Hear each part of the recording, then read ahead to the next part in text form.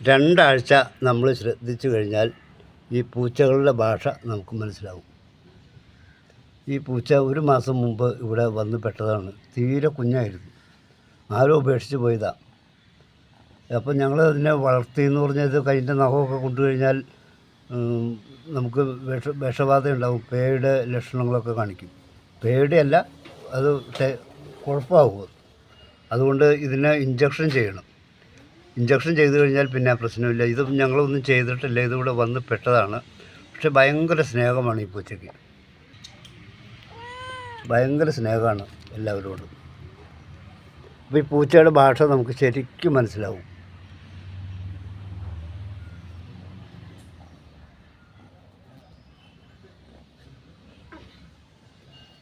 ഇതിങ്ങനെ നമ്മുടെ മുഖത്തേക്ക് നോക്കി നിർത്താതെ കരഞ്ഞുകൊണ്ടിരിക്കുകയാണ്, ഈ വിശന്നിട്ടാണ്.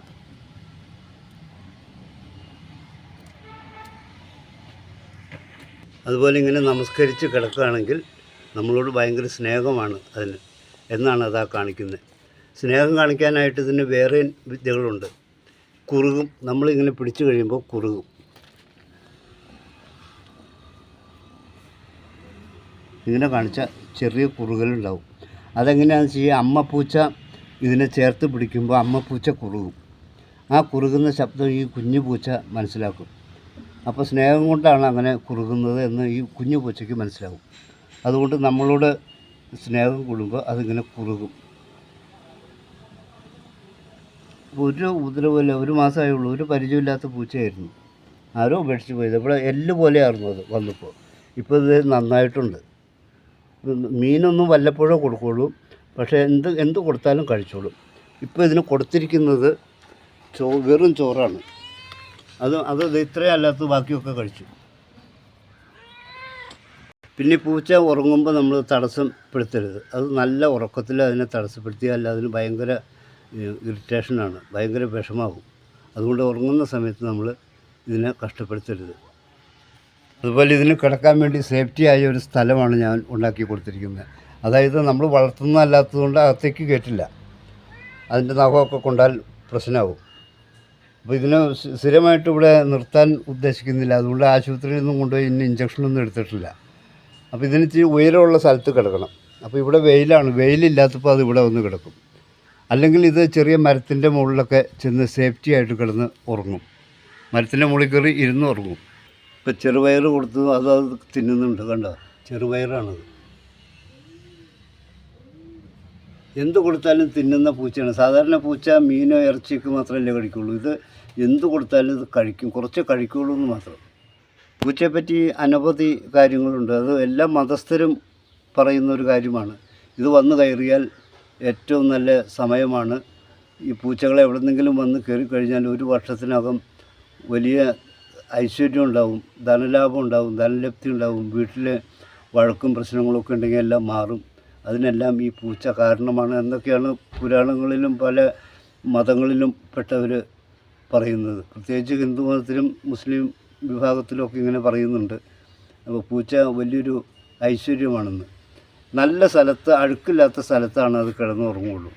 അപ്പോൾ ഞാൻ പൂച്ചയുടെ കാര്യങ്ങളെപ്പറ്റി പഠിക്കാൻ തീരുമാനിച്ചിരിക്കുകയാണ്. അപ്പോൾ എനിക്കിപ്പോൾ ഈ 3 കാര്യങ്ങൾ മനസ്സിലായി ഈ ചുരുങ്ങിയ സമയം കൊണ്ട്. വളരെ വിശന്ന് കഴിയുമ്പോൾ അത് നമ്മുടെ മുകളിലേക്ക് നോക്കി ഇങ്ങനെ കരഞ്ഞുകൊണ്ടേയിരിക്കും, ഭയങ്കര ശബ്ദത്തിൽ കരയും. അതുപോലെ ഭക്ഷണം കഴിച്ച് വയറ് നിറഞ്ഞാൽ എവിടെയെങ്കിലും ഇങ്ങനെ ചെന്ന് കിടക്കും. ഇതൊക്കെയാണ് ഇതിൻ്റെ ലക്ഷണങ്ങൾ. പിന്നീട് ഒരുപാട് സ്നേഹം കൂടിക്കഴിഞ്ഞാൽ അത് കുറുകും, നമ്മുടെ അടുത്ത് വന്നിരുന്ന് കുറുകും. ആ കുറുകൽ വന്നു കഴിഞ്ഞാൽ നമ്മളോട് ഭയങ്കര സ്നേഹമാണ്, വിധേയത്വമാണ് എന്നാണ് അതിൻ്റെ അർത്ഥം. പിന്നെ ഇത് കാലിൽ വന്ന് എപ്പോഴും നമ്മൾ നടക്കുമ്പോൾ നമ്മുടെ കൂടെ വന്ന് സെക്യൂരിറ്റി പോലെ വന്ന് കാലിൽ ഇങ്ങനെ ഉരുമിക്കൊണ്ടേയിരിക്കും. അത് ആ ഉരുമിക്കൊണ്ടിരിക്കുന്നതും വലിയ സ്നേഹപ്രകടനമാണ്, ആത്മാർത്ഥമായുള്ള സ്നേഹമാണ് ആ പ്രകടിപ്പിക്കുന്നത്. ബാ ബാ, ഇതാണ് സംഭവം.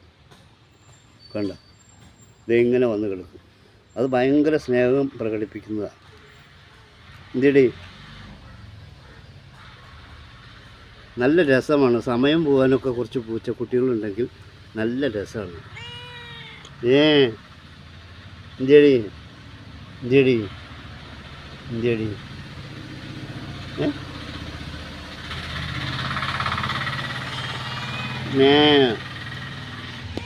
അപ്പോൾ പൂച്ച ഇങ്ങനെ വന്ന് നമ്മളെ മുട്ടി ഒരുങ്ങുമ്പോൾ ഒരിക്കലും നിങ്ങളതിനെ ചവിട്ടി ദൂരേക്ക് മാറ്റരുത്. അതതിൻ്റെ സ്നേഹപ്രകടനവും നമ്മളോടുള്ള വിധേയത്വമാണ് ആ കാണിക്കുന്നത്.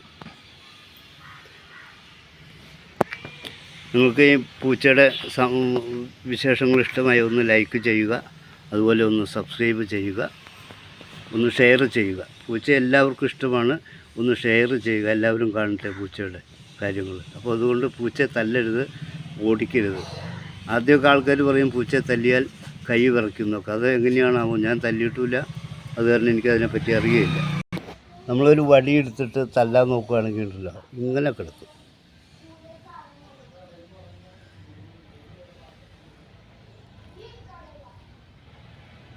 പാവം പൂച്ച.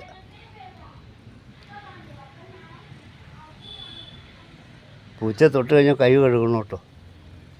കാരണം ഇത് നമ്മൾ ഇഞ്ചക്ഷൻ ചെയ്ത് മരുന്നൊക്കെ കൊടുത്ത്, വിരയുടെ മരുന്നൊക്കെ കൊടുത്ത് നമ്മൾ സംരക്ഷിക്കുന്ന പൂച്ചയാണെങ്കിൽ കുഴപ്പമില്ല. അല്ലാത്ത പൂച്ചയാണെങ്കിൽ നാഗം കൊണ്ടാലോ കടിച്ചാലോ പ്രശ്നമാണ്. ഇപ്പോൾ തിരികെ വരാം മറ്റൊരു വീഡിയോയുമായി. അതുവരെ എല്ലാവർക്കും നന്ദി, നമസ്കാരം.